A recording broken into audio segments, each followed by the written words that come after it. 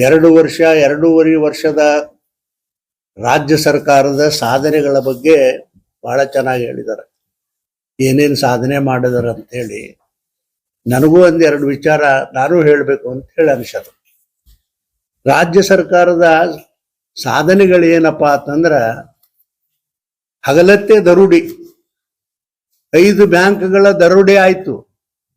ಬಿಜಾಪುರದಲ್ಲಿ 2 ಆಯ್ತು, ಬೇರೆ ಕಡೆ 3 ಆಯ್ತು. ಇವತ್ತಿಗೂ ಕೂಡ ಯಾವುದೋ ಸ್ಪಷ್ಟವಾಗಿ ಅದನ್ನ ಹುಡುಕಿಸ್ತಕ್ಕಂಥ ಕೆಲಸ ಇವತ್ತಿಗೂ ಕೂಡ ಮಾಡಿಲ್ಲ. ಇದು ಮೊದಲೇ ಸಾಧನೆ, ಇದು ರಾಜ್ಯ ಸರ್ಕಾರದ ಸಾಧನೆ. 2ನೇ ಸಾಧನೆ ಏನಪ್ಪಾ ಅಂತಂದ್ರ,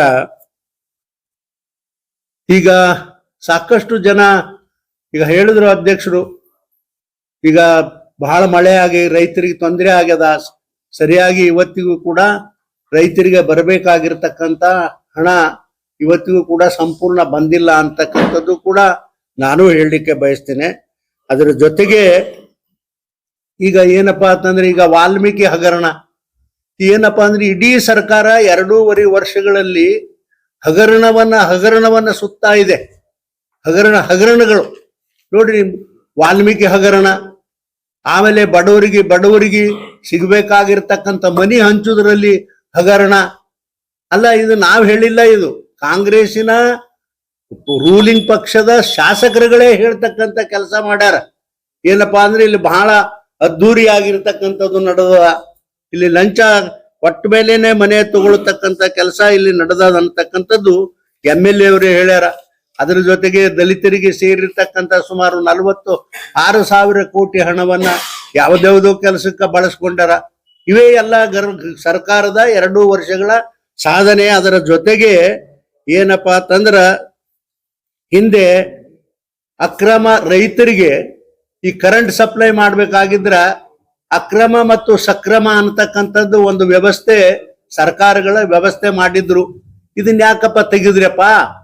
ಇವತ್ತು ಒಬ್ಬ ರೈತನಿಗೆ ಪಂಪ್ ಸೆಟ್ ಕುಂದಿರಿಸ್ಬೇಕು ಅಂತಂದ್ರೆ 2, 4, 6 ಸಾರಿ 1, 2, 4 ಲಕ್ಷ ರೂಪಾಯಿ ಹಣ ಖರ್ಚು ಮಾಡ್ಬೇಕಾಗ್ತದ. ಇದು ಅದರಿಂದ ಯಾರಿಗಾರೆ ಸಾಧ್ಯ? ರೈತರಿಗೆ 4 ಲಕ್ಷ ರೂಪಾಯಿ ಕಟ್ಟಿ ಒಂದು ಬೋರ್ವೆಲ್ ಕನೆಕ್ಷನ್ ತಗೊಳಕ್ ಸಾಧ್ಯ ಆಗ್ತದ? ಅದಕ್ಕಾಗಿ ರೈತರು ಏನ್ ಮಾಡ್ತಾರಪ್ಪ ಅಂತಂದ್ರ, ಎಲ್ಲೆಲ್ಲೆಲ್ಲ ಅವಕಾಶ ಇರ್ತದೋ ಅಲ್ಲಿ ಆ ಹುಕ್ ಹತ್ತಾರಲ್ಲ, ಹುಕ್ಕು ಹೊಡೆದು ಕರೆಂಟ್ ನಡೆಸ್ತಕ್ಕಂಥ ಕೆಲಸ ಮಾಡ್ತಾರ. ನಿಮ್ ತಾಕತ್ತಿದ್ರೆ KEB ಅವ್ರು ಕಿತ್ತು ಹೋಗಿರಿ ನೋಡೋಣ. ರೈತರದು ಇದು ಅನ್ಯಾಯ ಅಲ್ವಾ ನೀವು ಮಾಡಿರತ್ತ ಕೆಲಸ? ಅದಕ್ಕಾಗಿ ಇವು ಸರ್ಕಾರದ ಸಾಧನೆಗಳು ಸಂಪೂರ್ಣ ಜೀರೋ ಆದ ಸರ್ಕಾರ. ಈಗ ದೊಡ್ಡದೊಂದು ಪತ್ರಿಕೆಯಲ್ಲಿ ಇಬ್ಬರದು ಒಂದೊಂದು ಫೋಟೋ ಹಾಕಿ ನಮ್ಮ ಅಣ್ಣಗಳು ಇಬ್ರು ಒಂದೊಂದು ಕೊಡ್ತಾರ. ಆದ್ರ ಪತ್ರಿಕೆಗಳು ಹೇಳಿದ್ರೆ ಆಗೋದಿಲ್ಲ, ಜನ ಹೇಳ್ಬೇಕು ನಿಮ್ಮ ಸಾಧನೆ. ಏನ್ ಪತ್ರಿಕೆಯವ್ರು ಹೇಳನ್ನ ಸಾಧನೆ ಆಗ್ಬಿಡ್ತದ? ಆಗೋದಿಲ್ಲ. ಅದೇನ್ ನೀವು ಕಟ್ಟಿರ್ತಿರೋ, ಮಾಡಿರ್ತಿರೋ, ಬಿಟ್ಟಿರ್ತಿರೋ, ಅದು ಜನ ನಮಗ್ ಸಹಾಯ ಮಾಡ್ಯಾರಿ, ನಮಗ್ ಕೊಟ್ಟಾರ ಅಂತಕ್ಕಂಥದ್ದು ಜನ ಹೇಳ್ಬೇಕು ಅಂತಕ್ಕಂಥ ಮಾತ ಬಹಳ ಸ್ಪಷ್ಟವಾಗಿ ಈ ಸಂದರ್ಭದಲ್ಲಿ ನಾನು ಹೇಳ್ತೀನಿ. ಅದಕ್ಕಾಗಿ ಇವತ್ತು ಪ್ರತಿಯೊಂದರಲ್ಲಿ ಕೂಡ ಭ್ರಷ್ಟಾಚಾರ ಈ ಸರ್ಕಾರದಲ್ಲಿ ಮುಳುಗದ. ನಾ ಹಿಂದೆ ಇದ್ದಿದ್ದಿಲ್ಲ ಅಂತ ನಾ ಹೇಳೋದಿಲ್ಲ, ಆದ್ರೂ ಕೂಡ ಈ ಸರ್ಕಾರವು ಕೂಡ ನೀವು ಹೇಳಿದ್ರಿ ಯಾಕಪ್ಪ, ಹಿಂದೆ BJP ಅವ್ರು ಮಾಡಿದ್ರು, ಅವ್ರು ಮಾಡಿದ, ಹೌದಪ್ಪ ಅವ್ರು ಮಾಡಿದ್ರು, ಮತ್ ನೀವೇನ್ ಮಾಡ್ಲಕತ್ತೀರಿ? ಇವತ್ತು ನೀವು ಅದನ್ನೇ ಮಾಡ್ಲಕತ್ತೀರಿ. ಅದಕ್ಕಾಗಿ ಇದು ಒಟ್ಟಾರೆ ನಿಮಗೆ ಹೇಳ್ಬೇಕು ಅಂತಂದ್ರೆ, ಈ ಸರ್ಕಾರದಲ್ಲಿ ಭ್ರಷ್ಟಾಚಾರ, ಹಗರಣ ಮತ್ತು ದರೋಡೆಗಳ ಸುರಿಮಾಳೆ 2.5 ವರ್ಷಗಳಲ್ಲಿ ಮಾಡಿರ್ತಕ್ಕಂಥ ಸಾಧನೆ ಇವು 3 ಅನ್ನತಕ್ಕಂಥದ್ದು ಬಹಳ ಸ್ಪಷ್ಟವಾಗಿ ಈ ಸಂದರ್ಭದಲ್ಲಿ ನಾನು ಹೇಳಲಿಕ್ಕೆ ಬಯಸ್ತೀರಪ್ಪ. ನೇತೃತ್ವದಲ್ಲಿ ಆದ್ರೆ CM ನೆಟ್ಟಿಗೆ ಸ್ಪಂದನೆ ಮಾಡಿಲ್ಲ, ದುಡ್ಡಿಲ್ಲ, ನಿಮ್ಗೆ ಮಾಡಕ್ ಆಗಲ್ಲ ಅಂತ ಹೇಳಿ ಹೇಳಿಕೆ ಕೊಟ್ಟು ಮಾಡಿ ಕಳಿಸಿದ್ದಾರೆ. ಜಿಲ್ಲೆ ಮಂತ್ರಿ ಅವಮಾನ ಆದಂಗೆ. ಇದಕ್ಕೆ ನೀವು ವಿಧಾನಸಭಾ ಧ್ವನಿ ಎತ್ತುತ್ತೀರಾ? ಸರ್ಕಾರ ಧ್ವನಿ ಎತ್ತುವುದು ಅಷ್ಟೇ ಅಲ್ಲ, ಈಗಾಗಲೇ ನಾನು ರೈತರಿಗೆ ಭೇಟಿ ಆಗೋಕ್ಕಿಂತ ಮುಂಚೆನೆ ನಾನು ಕೇಂದ್ರ ಸರ್ಕಾರಕ್ಕೆ ಹೋಗಿ ಸಂಬಂಧಪಟ್ಟ ಮಂತ್ರಿಯವರಿಗೆ ನಾನು ಇವರ ವಿನಂತಿಯನ್ನು ಕೂಡ ನಾನು ಮಾಡ್ಕೊಂಡ್ ಬಂದಿದ್ದೀನಿ. ಅದು ಪ್ರೊಸೆಸ್ನಲ್ಲಿ ಅದ ಅಂತ ಹೇಳಿ ನಾನು ನಿಮ್ಗೆ ಹೇಳಲಿಕ್ಕೆ ಬಯಸ್ತೀನಿ. ಇವ್ರು ಮಾಡ್ತಾರೋ ಏನ್ ಅವ್ರು ಮಾಡ್ತಾರೋ ನನ್ಗೆ ಗೊತ್ತಿಲ್ಲ, ಒಟ್ಟಾರೆ ಪ್ರೊಸೆಸ್ನಾಗ ಅದ. ನಾನು ಈಗೂ ಕೂಡ ನಾಳೆ ಅಸೆಂಬ್ಲಿನಲ್ಲಿ, ಪಾರ್ಲಿಮೆಂಟ್ ನಲ್ಲಿ ಪ್ರಶ್ನೆ ಹಾಕ್ತಕ್ಕಂಥ ಕೆಲಸ ನಾ ಮಾಡ್ತೀನಿ. ನೀವು ಹೇಳಿದ್ದು ಮೆಡಿಕಲ್ ಕಾಲೇಜ್? ಹೌದೌದು, ಮೆಡಿಕಲ್ ಕಾಲೇಜ್. ಏಮ್ಸ್ ಅಂತಲ್ಲ, ಏಮ್ಸ್ ತರ ಇರ್ಬೇಕು ಅಂತ. ಅದು ಏಮ್ಸ್ ಅಂದ್ರ ಅದು ವಿಪರೀತ ಖರ್ಚು ಬರ್ತದ. ಸೆಂಟ್ರಲ್ ಮೆಡಿಕಲ್ ಕಾಲೇಜ್ ಯಾವ್ದ್ರಿ ಕೇಂದ್ರದ ಸೆಂಟ್ರಲ್ ಮೆಡಿಕಲ್ ಅದೇ ರೀ ಮೆಡಿಕಲ್ ಕಾಲೇಜ್ ಸಲುವಾಗಿ ನಾನು ಭೇಟಿಯಾಗಿ ಹೇಳಿದ್ದು ಅವ್ರಿಗೆ. ಅದು ಒಟ್ಟಾರೆ ಸರ್ಕಾರದವ್ರು ಮಾಡ್ಬೇಕು, ಪ್ರೈವೇಟ್ ಕೈಯಾಗ ಸಿಗಬಾರದು ಅಂತ ಅಷ್ಟೇ. ನೀವೇರೇ ಮಾಡ್ರಿ ಅಥವಾ ಅವ್ರೇರೇ ಮಾಡ್ಲಿ. CM ದುಡ್ಡೇ ಇಲ್ಲ ಅಂತಾರಲ್ಲ, ಆ CM ದುಡ್ಡೇ ಇಲ್ಲ ಅಂತ ಹೇಳೋದು. CM ದುಡ್ಡು ಇಲ್ಲ ಅಂತ ಅವ್ರು ಹೇಳಿರ್ಬೋದ್ರಿ, ಆದ್ರೆ ನಾವು ಹಂಗ ಹೇಳಿಲ್ಲಲ್ಲ. ಈಗ ನಾನಂತೂ ಕೊಟ್ಟು ಬಂದೀನಿ, ನೋಡೋಣ ಪ್ರೊಸೆಸ್ನಾಗ ಅದ. ನಿಮ್ಮ ಲೇಟೆಸ್ಟ್ ಏನಾಗ್ಯದ ಅನ್ನೋದು ಪಾರ್ಲಿಮೆಂಟ್ ನಿಂದ ಬಂದ ಮೇಲೆ ತಿಳಿಸ್ತೀನಿ ನಾನು. ಈಗ ಮೆಡಿಕಲ್ ಕಾಲೇಜ್ಗಳು ಮೆಡಿಕಲ್ ಕಾಲೇಜ್ ಸರ್ಕಾರದ ಅವ್ರ ಫೈನಾನ್ಷಿಯಲ್ ಜೊತೆಗೆ ಮಾಡಕ್ ಆಗುದಿಲ್ಲ, ಬರೀ ಕೇಂದ್ರನೇ ಮಾಡ್ಬೇಕು ಅಂತ ರಾಜ್ಯನೇ ಮಾಡ್ಬೇಕು. ಅವ್ರ ಜೊತೆಗೆ ಅವರು ಫಂಡ್ ಅರ್ಧ ಹಾಕಿ ಇವ್ರದ್ದು ಹಾಕಿ ಅಂತ ಅವಕಾಶ ಇಲ್ಲ. ಅಲ್ಲ, ಅಷ್ಟು ದೊಡ್ಡ ಮನಸ್ಸು ಬೇಕಲ್ಲ. ಇವ್ರು ಪ್ರಪೋಸಲ್ ಕಳಿಸ್ತಿಲ್ಲ ಅಲ್ಲಿ ನೋಡ್ರಿ. ಅದು ಈಗೇನೆ ಅಲ್ಲ, ಬಹಳ ದಿವಸ ಹಿಂದಿನಿಂದ ಇದು ನಡೆದದ.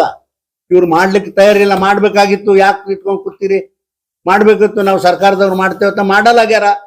ಅದಕ್ಕಾಗಿ ಇವ್ರು ಮಾಡೋದಿಲ್ಲ ಅನ್ನೋ ಕಾರಣಕ್ಕೆ ನಾನು ತಗೊಂಡೋಗಿ ಏನಾದ್ರು ಒಂದು ವ್ಯವಸ್ಥೆ ಮಾಡ್ರಿ ಅಂತ ಹೇಳಿ ನಾನು ಪ್ರಧಾನಮಂತ್ರಿ ಇವ್ರು ಸಂಬಂಧಪಟ್ಟ ಮಂತ್ರಿಗಳಿಗೆ ಹೇಳಿ ಭೇಟಿಯಾಗಿ ಕೊಟ್ಟು ಬಂದಿದ್ದೀನಿ, ಮೀಟಿಂಗ್ ಮಾಡಿ. ಅದು ಪ್ರೊಸೆಸ್ ಆಗ್ಲಿ, ಅದ್ರ ಬಗ್ಗೆ ವಿರೋಧ ಇಲ್ಲ. ಆದ್ರೆ ಇಲ್ಲಿ ರಾಜ್ಯ ಮಟ್ಟದಲ್ಲಿ ಮಾಡೋದು ಕೆಲಸ ಬೇಕಾದ್ರೆ ಅದಕ್ಕೆ ನೀವು ಬಿಜೆಪಿಯವರು ಹೆಂಗ್ ಡೆಲಿಗೇಷನ್ ಮಾಡ್ತೀವಿ ಅಂದ್ರೆ ಹೋಗಿ ಅದ್ ಮಾಡ್ಬೇಕು. ಯಾಕೆ ನೀವು ರೊಕ್ಕ ಇಲ್ಲ ಅಂತ ಯಾಕೆ ಹಾಕ್ತೀರಿ ಅಂತ ಹೇಳಿ ಮೆಡಿಕಲ್ ಕಾಲೇಜ್ ತರಬೇಕು, ಬಿಜೆಪಿ ಹೋರಾಟ ಮಾಡ್ಬೇಕು. ಅದು ಸೆಂಟ್ರಲ್ ಹೋಗಿ ಅದು ಬಂದ್ರೆ ಒಳ್ಳೇದು, ಅದು ಯಾವ್ದು ವಿರೋಧ ಇಲ್ಲ. ರಾಜ್ಯ ಸರ್ಕಾರದ್ದು ಇದ್ರಿ, ಅದು ವಿರೋಧ ಪಕ್ಷದಲ್ಲಿ ಆಯ್ತು ಆಯ್ತು, ನೀವು ಹೇಳದ್ ಮಾಡೋಣ, ನಾವು ಹೋಗಿ ಹೇಳೋಣ ರಾಜ್ಯ ಸರ್ಕಾರ ಅಷ್ಟೇ. ಸರಿ ಸರ್, ಒಂದು ಮಾತನ್ನ ಹೇಳ್ತೀನಿ ರೀ. ಮೊದಲೇ ಈ ಸರ್ಕಾರ ಬಂದ ಮೇಲೆ ಆಲ್ಮೇಲದಲ್ಲಿ ತೋಟಗಾರಿಕಾ ಕಾಲೇಜು ಬಜೆಟ್ ನಲ್ಲಿ ಘೋಷಣೆ ಮಾಡಿ, ಘೋಷಣೆ ಆದ್ಮೇಲೆ 2 ಬಜೆಟ್ಗಳಾಯ್ತು, ಇನ್ನೂವರೆಗೂ ಪ್ರಾರಂಭ ಆಗಿಲ್ಲ ತೋಟಗಾರಿಕಾ ಕಾಲೇಜು, ಇನ್ನೂ ಆಗಿಲ್ಲ. ತಿಳುವಳಿಕೆನೆ ಮಾಡ್ಬೇಕಾಗಿತ್ತು, ಅವ್ರು ಮೊದಲೇ ತಪ್ಪು ಮಾಡಿದ್ರೆ ಇನ್ನೂ ಪ್ರಾರಂಭ ಆಗಿಲ್ಲ. ಅಂದ್ರೆ ಘೋಷಣೆ ಇವ್ರದ್ದು ಕೇವಲ ಘೋಷಣೆಗೆ ಸೀಮಿತ ಈ ಬಜೆಟ್, ಕಾರ್ಯಾಚರಣೆ ಆಗಿಲ್ಲ ಈ ಬಜೆಟ್. ಇದು ಆ ಸಾಧನೆ ಒಳಗೆ ಬರ್ತದೆ. ಹಾ. 2.5 ವರ್ಷದ ಸಾಧನೆ. 2 ಬಜೆಟ್ ಹೋದವು. ಮಳೆ ಅಂತ ಪರಿಹಾರ ಒಂದು 5 ಪೈಸೆ ಪರಿಹಾರ ಬಿಡುಗಡೆ ಹೇಳಿರಲ್ಲ, ₹1 ಮುಗಿಲ್ಲ. ಈಗ ಪ್ರತ್ಯೇಕ ರಾಜ್ಯ ಆಗ್ಬೇಕು ಅಂತ ಮತ್ತೆ ಕೂಗ್ತಾರೆ ಸರ್. ಅಲ್ಲ ನಿಮ್ ಸೈನ್ ತಗೊಂಡಾರಲ್ಲ. ಇಲ್ರಿ, ಅದು ಅವನ್ ತಪ್ಪ ಹೇಳ್ಯಾನ. ನಾನು ನೋಡಿದೀನಿ ನಿನ್ನೆ ಪತ್ರಿಕೆಯಲ್ಲಿ. ನಾನು ಯಾವತ್ತು ನೋಡ್ರಿ, ಹಿಂದೆನೆ ಉಮೇಶ್ ಕತ್ತಿ ಅವರು ಉತ್ತರ ಕರ್ನಾಟಕ ಸಪರೇಟ್ ರಾಜ್ಯ ಆಗ್ಬೇಕಂದಂಗ ನಾನು ಜಗಳ ಮಾಡಿದೀನಿ. ದಡ್ಡ, ನೀನ್ ಇದನ್ನ ಯಾಕೆ ಕೇಳಕ್ ಹೋಗಿದ್ದಿ? ಇದು ಮಾಡಬಾರ್ದು. ಉತ್ತರ ಕರ್ನಾಟಕದ ಬರೀ ಅಟ್ಟೆ ಮಾಡಿ ಏನ್ ಮಾಡೋರು, ಎದ್ರ ಸಲಹೆ ಮಾಡ್ತೀರಿ ಅನ್ನೋದು ನನಗ ಒಳಗದ ಬಾಯಿಲೆ ಹೇಳಕ್ ಬರೋದಿಲ್ಲ. ಅದು ಮಾಡ್ಲಕ್ ಹೋಗ್ಬೇಡ್ರಿ ಅಂತ ಇದೀನಿ. ಇಲ್ಲ, ಅದು ಸುಳ್ಳು ರೀ. ನಾನ್ ಅದೇ ಸುಳ್ಳು ಅಂತ ಹೇಳ್ತೀನಲ್ಲ ನಾನೀಗ. ಕೇಳಿದೀನಿ, ನೀವು ಬರೀರಿ. ಇನ್ನೊಂದ್ ಸರ್, ದ್ರಾಕ್ಷಿ ಬೆಳೆಗೆ ಇನ್ನೊಂದು ಇಂಟರ್ನಲ್ ಮಾಹಿತಿ ನನಗಿದೆ. ಏನು ದ್ರಾಕ್ಷಿ ಖರೀದಿ ಮಾಡ್ತಾರ, ಏನ್ ಖರೀದಿದಾರ ಮೇಲೆ GST ಇರ್ತಕ್ಕಂಥ ಕೆಲಸ ಕೂಡ ರಾಜ್ಯ ಸರ್ಕಾರ ಮಾಡ್ಬೇಕಂತ ನಡೆದ.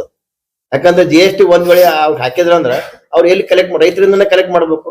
ಇದು ಕೂಡ ರೈತರಿಗೆ ಒಂದ್ ದೊಡ್ಡ ಪೆಟ್ಟು ಬೀಳ್ತಕ್ಕಂಥ ವಾತಾವರಣ. ದ್ರಾಕ್ಷಿ ಅವರು ಹೋರಾಟಗಾರರು ಸುಮಾರು ವರ್ಷ ಹೇಳಾಗ್ತಾನೆ, ಇದನ್ನ ಕಮರ್ಷಿಯಲ್ ಕ್ರಾಪ್ ಇಂದ ತೆಗೆದು ರೆಗ್ಯುಲರ್ ಕ್ರಾಪ್ ಆಗಿ ಮಾಡಿ ಅವಾಗ ಏನಾರೆ ರೈತರು ಬಹಳ ಕಮರ್ಷಿಯಲ್ ಹೆಸರಿಗೆ ಕಮರ್ಷಿಯಲ್ ಅದ, ನಮ್ಗೆ ಏನಾದ್ರ ಲಾಭ ಆಗಕ್ಕಿಲ್ಲ, ಪ್ರಾಫಿಟ್. ಅದು ಕಮರ್ಷಿಯಲ್ ತೆಗೆದು ರೆಗ್ಯುಲರ್ ಪ್ರಾಫಿಟ್ ಹೇಳ್ತಾರೆ. ಅದು ಕೇಂದ್ರ ಸರ್ಕಾರ ಮಾಡೋದು, ರಾಜ್ಯ ಸರ್ಕಾರ ಮಾಡಕ್ ಆಗುದಿಲ್ಲ. GST ಇಂಪ್ಲಿಮೆಂಟ್ ಮಾಡಕ್ತಾರೆ ಸದ್ಯ. ಕಮರ್ಷಿಯಲ್ ಆಕ್ಟಿವಿಟಿ ಕೇಂದ್ರ ಸರ್ಕಾರ ಮಾಡ್ಬೇಕು. ಅದು ಹೋರಾಟ ಮಾಡೋದು ರೈತರಿಗೆ ಲಾಭ ಆಗ್ತದೆ. ನ್ಯಾಷನಲ್ ಲೆವೆಲ್ ಮೂವ್ಮೆಂಟ್ ಆಗೋದ್ರಿಂದ ಮಾಡಿರ್ಬೇಕ್ರಿ. ನ್ಯಾಷನಲ್ ಲೆವೆಲ್ ಅದ ಇರ್ಲಿ, ಆದ್ರೆ ನನ್ಗ ಉದ್ದೇಶ ಈ ರಾಜ್ಯದವ್ರು GST ಆಡ್ ಮಾಡಕ್ ಹೊಸ ಮಾಹಿತಿ ಅದ ನನಗ. GST ಆಡ್ ಆತಂದ್ರ ಮತ್ ರೈತರಿಂದನ ಖರೀದಿ ಮಾಡ್ತಾರೆ. ರೈತರ ಪರವಾಗಿರುವಂತ ಮೋದಿ ಸರ್ಕಾರ ಕಮರ್ಷಿಯಲ್ ತೆಗೆದು ನೋಡ್ರಿ, ರೈತರಿಗೆ ಲಾಭ ಆಗ್ತದೆ. ಮೋದಿ ಅವರು ರೈತರಿಗೆ ಸಹಾಯ ಮಾಡಿ ಪುಣ್ಯ ಕಟ್ಕೊಳಕತ್ಯಾರ. ನಿಮ್ಮ ಸಿದ್ದರಾಮಣ್ಣ ಅವರು 2.5 ವರ್ಷ ಒಳಗ ರೈತರಿಗೆ ಅನ್ಯಾಯ ಮಾಡಿ ಅವರು ಶಾಪ ಹಾಕೊಳಕತ್ತಾರೆ ಜನರು. जुड़े रहिएगा आपके अपने चैनल बीजापुर समय के साथ।